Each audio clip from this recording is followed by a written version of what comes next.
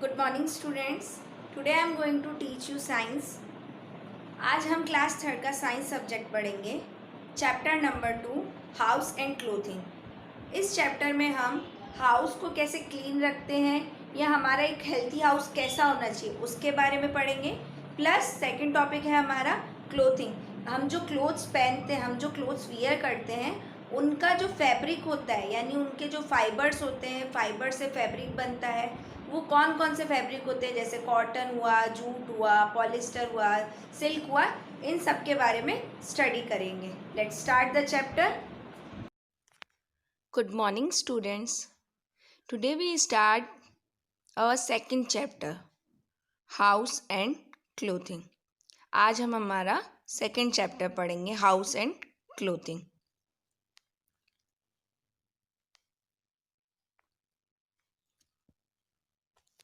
Healthy house and surroundings. एक healthy house और उसके सराउंडिंग मतलब उसके नियर बाय या उसके आसपास क्या है। Our house protects us from heat, cold, rain, dust, germ, wild animal and other dangers. हमारा घर हमें हीट यानी गर्मी से, ठंड से, बारिश से, धूल मिट्टी डस्ट से या जर्म से या किसी भी एनिमल, वाइल्ड एनिमल से हमें, अदर कोई इसके अलावा भी डेंजर होते उससे हमें प्रोटेक्ट करता है, हमें सेव करता है। Different people build and live in different type of house. अलग अलग लोग अलग अलग टाइप का घर बनवाते हैं और उनमें रहते हैं। However, there are few important things that make a house a healthy and proper place to live in. कुछ इम्पॉर्टेंट थिंग्स होती हैं जो आपके हाउस में या आपके घर में आपको हेल्थी और प्रॉपर वे में रहने को मिलती है। इसीलिए हम हमारा घर बनाते हैं ताकि हम उसमें अच्छे तरीके से रह पाए, हम उसमें कंफर्टेबल तरीके से रह पाए। अब वो चीज़ें क्या है, दीज आर, वो कौन सी चीज़ें हैं। It should B clean and tidy, वो साफ और टाइडी मतलब कि प्रॉपर वे में क्लीन यानी कि साफ सुथरा होना चाहिए। A clean house is free from disease causing dust and germs. एक क्लीन हाउस डस्ट कॉजिंग जो जर्म्स हैं या डस्ट पार्टिकल्स हैं उनसे फ्री होना चाहिए। जो डिसीज़ कॉज करते हैं जर्म्स, उन वो उस घर में नहीं होने चाहिए ताकि वो क्लीन रहे। It is important to sweep and mop the floor on the house every day. इसीलिए ज़रूरी है कि हम रोज़ाना डेली एवरी डे अपने घर का जो फ्लोर है उसे क्लीन करें। मॉप झाड़ू, सॉरी स्वीप यानी झाड़ू और मॉप यानी उस पर पोछा, यानी उसको क्लीन करना है फ्लोर को अच्छे तरीके से एवरी डे, ताकि हम क्लीन और टाइडी घर में रह सकें। While mopping we must use disinfectant that help to kill germs and stop the growth of germs. जब हम मॉपिंग कर रहे होते हैं तो हमें हमेशा यूज़ करना चाहिए क्या, डिसइंफेक्टेंट। डिसइंफेक्ट वो सब्सटेंस होता है जो आप मॉप के टाइम पे अगर यूज़ करते हो तो वो सारे जो फ्लोर पे बैक्टीरियाज और जर्म्स होते हैं उनको किल कर देता है और उनकी अदर ग्रोथ को भी नहीं होने देता है, बैक्टीरियाज की other growth. A house must also have dustbin with the lids in different room such as kitchen and bathroom. अब एक हाउस में, एक घर में डस्टबिन ज़रूर होना चाहिए अलग अलग रूम में। और डस्टबिन भी कौन सा, लिड के साथ यानी उसके कैप के साथ। ओपन डस्टबिन नहीं होना चाहिए। अलग अलग रूम्स में अलग अलग होने चाहिए, जैसे किचन में अलग होना चाहिए, बाथरूम में अलग होना चाहिए। Throwing waste and garbage in a close bin keep the house tidy. अब अपना जो वेस्ट है हाउस का, किचन वेस्ट है या दूसरा अदर वेस्ट है या गार्बेज है, कचरा है, उसे जो बीन है जिसमें डस्टबिन है या बीन्स हैं जो भी हम उसके लिए रखते हैं गार्बेज के लिए, वो हमेशा ढका हुआ होना चाहिए। क्लोज बीन यूज़ करना चाहिए ताकि हमारा हाउस क्या रहे, क्लीन रहे।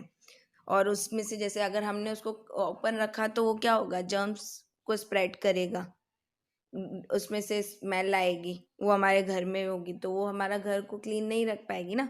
इसलिए हमेशा क्लोज्ड जो होते हैं वो यूज़ करने चाहिए beans. It also help in a proper disposal of household waste और garbage that might. और ये क्या करता है, हमारे जो हाउस में हाउस होल्ड वेस्ट है, जो घर का जितना भी वेस्ट है या जो भी कचरा है, उसको ये प्रॉपर डिस्पोजल यानी प्रॉपर जगह पे डिस्पोज करने में हेल्प करता है, यानी कि फेंकने में मदद करता है। नहीं तो हम कहीं भी घर में तो कचरा नहीं फेंक सकते ना, इसलिए। Otherwise lead to spread germs and disease. और अगर हम कहीं भी फेंक देते हैं, अदरवाइज हम कहीं भी उस हाउस होल्ड वेस्ट को कहीं भी, घर के कचरे को कहीं भी डाल देंगे, तो हमारा क्या होगा, घर में जर्म्स स्प्रेड हो जाएंगे, यानी कि फैल जाएंगे और डिसीज़ होने लगेगी, क्योंकि बैक्टीरियाज आ गए, बैक्टीरियाज तो डिसीज़ करेंगे। The inside and outside wall of house need to be whitewashed at regular interval to keep them in a good condition and prevent dumping to leads to breeding of germs. हमें क्या करना चाहिए, हमारे घर की inside अंदर और बाहर के साइड की जो वॉल्स हैं, जो दीवारें हैं, उनको टाइम टू टाइम क्या करना चाहिए, रेगुलर टाइम टू टाइम उनको वाइट वॉश यानी कि कलर करवाते रहना चाहिए, ताकि जो है उनकी कंडीशन भी अच्छी रह सके और हम जो जर्म्स हैं या बैक्टीरियाज हैं उनको भी वहाँ ग्रो होने का, उनकी ब्रीडिंग को, यानी कि वहाँ उनको वहाँ ग्रो होने का टाइम ही ना मिले। अगर हम टाइम टू टाइम कराएंगे तो हमारी वॉल्स की कंडीशन भी अच्छी रहेगी और उन पे जो डर्ट या फिर कोई बैक्टीरिया है तो वो भी नहीं आएंगे, वो भी नहीं उस पर ग्रो कर पाएंगे, उससे प्रिवेंट उनके, वो रुक जाएंगे उधर ग्रो होने से। It is important to remove cobwebs and other dirt from the ceiling and corners of the room. ये इम्पॉर्टेंट क्यों है, जब हम वाइट वॉश करवा रहे हैं ये क्यों इम्पॉर्टेंट, क्योंकि ये क्या करता है, कॉबवेब यानी स्पाइडर का वेब, जो मकड़ी के जाले होते हैं या फिर कोई अदर डर्ट होता है, या सीलिंग ऊपर जो हमारी जो रूफ है, हमारी जो छत है रूम्स की या अदर कहीं भी हमारे घर की, वो और जो रूम्स के कॉर्नर है ना, वो क्या होता है, उनकी कंडीशन मेंटेन हो जाती है इसकी वजह से, जब हम वाइट वॉश करवाते हैं बैक्टीरियाज भी हो गया, कंडीशन भी गुड हो गई। इट शुड बी एरी और well ventilated. We need to breathe in a clean and fresh air to stay healthy. हमें सांस लेने के लिए और हेल्थी रहने के लिए क्लीन और फ्रेश एयर की ज़रूरत है। A house should have proper windows and enough open space to let in fresh air. एक घर में प्रॉपर विंडोज़ यानी कि जितनी अमाउंट में सफिशेंट है, जितनी रिक्वायर्ड है उतनी विंडोज़ होनी चाहिए और स्पेस होना चाहिए इतना ओपन कि फ्रेश एयर उसमें से आ सके घर में। It is a good to have netted window to keep away housefly, mosquitoes and other pests from entering the house. अब क्या होना चाहिए, जो हमारी विंडो है वो नेटेड यानी कि उस पर नेट जाली लगी हुई होनी चाहिए, ताकि अगर हम विंडो खोलते भी हैं तो उसमें से कोई भी हाउस फ्लाई यानी कोई भी मक्खी या मच्छर और अदर पेस्ट या कोई इंसेक्ट जो होते हैं वो अंदर नहीं आने चाहिए हाउस में। अ पेस्ट इज़ एन इंसेक्ट और a bird bug that spread infection and disease. A paste क्या है, एक इंसेक्ट है या कोई बर्ड है, बग है जो कि इन्फेक्शन या डिसीज़ को स्प्रेड करेगा अगर वो हमारे घर में। इसलिए हमारी विंडोज़ क्या होनी चाहिए, नेटेड होनी चाहिए, यानी कि नेट प्रॉपर उन पर लगी हुई होनी चाहिए। It should be well lit and allow lots of sunlight to enter. Sunlight keep the house free from germs. Sunlight क्या करती है, हमारे हाउस में अगर वो आती है तो वो हमारे हाउस को, हमारे घर को जर्म्स फ्री करती है, जर्म्स नहीं रहने देती।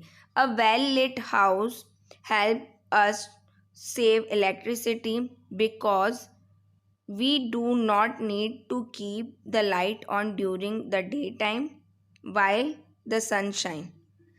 क्या होता है, अगर एक हाउस में वेल लिट है, अगर उस वेल लिट मतलब कि उसमें अच्छे से लाइट आ रही है, सन रेज आ रही है, लाइट आ रही है, तो इससे क्या होगा, इससे किस में हेल्प मिलेगी हमें, कि हम हमारी जो इलेक्ट्रिसिटी है, हमारा जो इलेक्ट्रिसिटी है उसे सेव कर लेंगे, क्योंकि हमें डे टाइम में जब सन रेज आ रही है, लाइट आ रही है सन की, तो हमें उसकी नीड नहीं रहेगी इलेक्ट्रिसिटी की।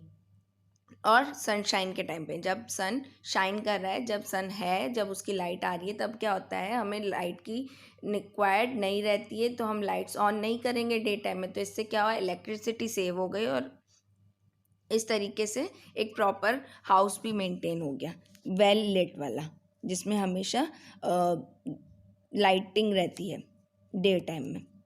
We should make the maximum use of solar energy. हमें क्या करना चाहिए, मैक्सिमम यूज़ सोलर एनर्जी का करना चाहिए। सोलर एनर्जी यानी मीन्स कि जो सन से जो एनर्जी यानी जो लाइट हमें मिल रही है, हमें मोस्ट ऑफ उस एनर्जी को यूज़ करना चाहिए, उस लाइट को यूज़ करना चाहिए। और वो क्यों यूज करनी चाहिए, क्योंकि वो क्या करती है, हमारे हाउस को जर्म फ्री करती है। It should have clean water supply. Dirty और polluted water causes many disease and infection. Dirty गंदा और पॉल्यूटेड वाटर जो होता है, गंदा खराब जो पानी होता है, वो क्या करता है, बहुत सारे इन्फेक्शंस और डिसीज़ को कर देता है हमारी बॉडी में, जब अगर हम उसे ड्रिंक करेंगे। So it is very important for a house to have the supply to clean water for drinking and other day to day activity. So इसलिए क्या बहुत ज़रूरी है कि हमारे घर में जो वाटर सप्लाई होता है वो क्लीन हो, ताकि हम उसे ड्रिंक कर सकें और पी सकें, और डे टू डे मीन्स कि हमारी जो डेली रूटीन की जो एक्टिविटीज़ है जो वाटर के थ्रू कंप्लीट होती है वो कर सकें। It should also a proper drainage system for the proper disposal of dirty water. एक प्रॉपर ड्रेनेज सिस्टम यानी कि एक जो वेस्ट जो है हमारे घर का लिक्विड वेस्ट, जो वाटर गंदा पानी जो है हमारे घर से निकलने, उसका एक प्रॉपर डिस्पोजल सिस्टम होना चाहिए, उसका एक निकलने का जो वे है वो प्रॉपर होना चाहिए। अगर वो प्रॉपर नहीं होगा, अगर वो ओपन है या प्रॉपर नहीं है, तो क्या होगा, वो हमारे घर में ही जर्म्स और स्मेल को स्प्रेड करेगा। Throughout the day, a lot of dirty water get disposed of through the kitchen and bathroom pipes. हम पूरे दिन में हमारे घर से गंदा पानी, डर्टी वाटर मीन्स गंदा पानी जो है वो डिस्पोज निकलता है किचन से और बाथरूम से। A good drainage system help dispose of the dirty water properly. एक गुड ड्रेनेज सिस्टम में क्या होना चाहिए कि जो ये डिस्पोज होना चाहिए, मतलब जो निकलने का जो वे है डर्टी वाटर का वो प्रॉपरली होना चाहिए, तभी वो एक गुड ड्रेनेज सिस्टम होगा। A poor drainage system leads to the blocking the pipes and drains that causes the spread bad smell and germs. अगर एक पुअर ड्रेनेज सिस्टम है, अगर एक वे अच्छा नहीं है हमारे हाउस में जो कि डर्टी वाटर को नहीं निकाल पा रहा है ढंग से, तो क्या होगा कि हमारे घर में बैड स्मेल और जर्म्स स्प्रेड होंगे। It must also have clean surroundings. No matter how clean a house is from inside, garbage and dirt in the surrounding area would cause the growth of germ. No matter means कि ऐसी कोई ज़रूरी नहीं है कि हम हमारा घर कितना क्लीन कर रहे हैं, हम हमारे घर से जो गार्बेज है वो निकाल रहे हैं, बट हमें हमारे सराउंडेड, हमारे आसपास का भी एरिया को क्लीन रखना चाहिए। वहाँ गार्बेज नहीं फैलाना चाहिए, कचरा यूँ ही नहीं फेंकना चाहिए हमारा घर का बाहर, क्योंकि अगर घर तो साफ़ है पर आसपास का near by surrounded area clean नहीं है, तो वो भी जर्म्स की ग्रोथ को इंक्रीज़ करता है। सो हमें हमारे सराउंडेड भी क्लीन रखना चाहिए। From fibre to clothes. अब हमने ये तो जान लिया कि हमारे घर के सराउंडेड या हमारे घर को कैसे क्लीन रखना चाहिए। अब हम क्लोथ्स पे आते हैं। फाइबर टू क्लोथ्स, फाइबर से क्लोथ कैसे बन रहा है। We enjoy wearing different clothes according to weather and occasion. हम क्या करते हैं, डिफरेंट डिफरेंट टाइप के क्लोथ्स अकॉर्डिंग वेदर, हमारे वेदर और ओकेजन के टाइम पे वियर करते हैं यानी पहनते हैं। Cloth protect us from heat, cold, rain, dust, insect and germs. Cloth क्या करते हैं, हमें हीट से, गर्मी से, ठंड से, बारिश से, डस्ट से या किसी इंसेक्ट से, जर्म्स से प्रोटेक्ट, सेव करते हैं। Clothes are made up of fabrics और टेक्सटाइल। क्लोथ किससे बनते हैं, फैब्रिक्स से और टेक्सटाइल से। अब फैब्रिक्स और टेक्सटाइल क्या है वो देखते हैं। Fibres are the basis of fabric और टेक्सटाइल। जब भी कोई फाइबर होता है, कोई थ्रेड लाइक स्ट्रक्चर होता है, वो उसका बेसिस होता है। जब बहुत सारे फाइबर्स मिल जाते हैं तब वो फैब्रिक या फिर टेक्सटाइल्स बन जाता है। These fibres can be natural और ह्यूमन मेड। ये नेचुरल भी हो सकते हैं फाइबर्स और ह्यूमन मेड भी। नेचुरल जो हमें नेचर से मिल जाए, और ह्यूमन मेड मतलब कि उन्हें किसी फैक्ट्री में या किसी ह्यूमन के थ्रू बनाया जा रहा है। Fibres contain from plant and animal are called natural fibres. Fibres जो कि प्लांट्स या किसी एनिमल से हमें मिलते हैं, यानी कि नेचर से मिल रहे हैं, तो ये कौन से, इन्हें क्या कहते हैं हम, natural fibre. For example cotton, jute and silk, wool. Cotton, jute, silk और वुल इसके एग्जाम्पल है। अब हम इन पिक्चर्स को देखते हैं। We get cotton and jute from plants. हम कॉटन और जूट को प्लांट के थ्रू लेते हैं, मतलब उनको प्लांट से लेते हैं। ये नीचे डायग्राम पिक्चर में शो हो रहा है फर्स्ट वाली में, उसमें हम देख सकते हैं ये प्लांट्स के थ्रू। अब जैसे सिल्क है, सिल्क एक इंसेक्ट के थ्रू, सिल्क वॉर्म के थ्रू मिलता है। सो silk worm give us silk, silk worm के से हमें सिल्क मिलता है। और जैसे वुल है, animal such as sheep, camel and yak give us wool. ये सारे जो एनिमल्स हैं वो हमें वुल देते हैं। Fibres made by human are called human made fibres. जो फाइबर ह्यूमंस के थ्रू बनाए जाते हैं वो ह्यूमन मेड फाइबर्स होते हैं। For example nylon, polyester and acrylic. We choose the fabric for our cloth according to season और ओकेजन। हम जो फैब्रिक है क्लोथ का वो हमारे सीजन या ओकेजन के अकॉर्डिंग चूज़ करते हैं। For example cotton cloth help to keep the body cool during in summer. Cotton के जो कपड़े होते हैं वो हमारी बॉडी को समर में कूल रखते हैं, ठंडा रखते हैं। हमें जब समर में, हमें पता है बहुत ज़्यादा गर्मी होती है, तो वो हमारी बॉडी को क्या करते हैं, कूल रखते हैं, हमारी बॉडी का टेम्परेचर मेंटेन करने में। Woollen clothes keep the body warm during in winter. अब वुलन क्या, विंटर में क्या होता है, बहुत ज़्यादा ठंड होती है, कोल्ड एटमोसफेयर होता है, तो क्या करते हैं कि वुलन जो क्लोथ्स होते हैं वो हमारी बॉडी को वार्म रखते हैं। जैसे कॉटन कूल रखता है हमारी बॉडी को, वैसे ही वुलन वाले क्लोथ्स विंटर सीजन में हमारी बॉडी को वार्म रखते हैं। Silken clothes have a nice shine and often chosen as a party wear or for a special occasion such as birthday and weddings. Silk जो clothes हैं वो क्या होते हैं, नाइस शाइन, मतलब उनमें बहुत ज़्यादा चमक होती है, अच्छे होते हैं।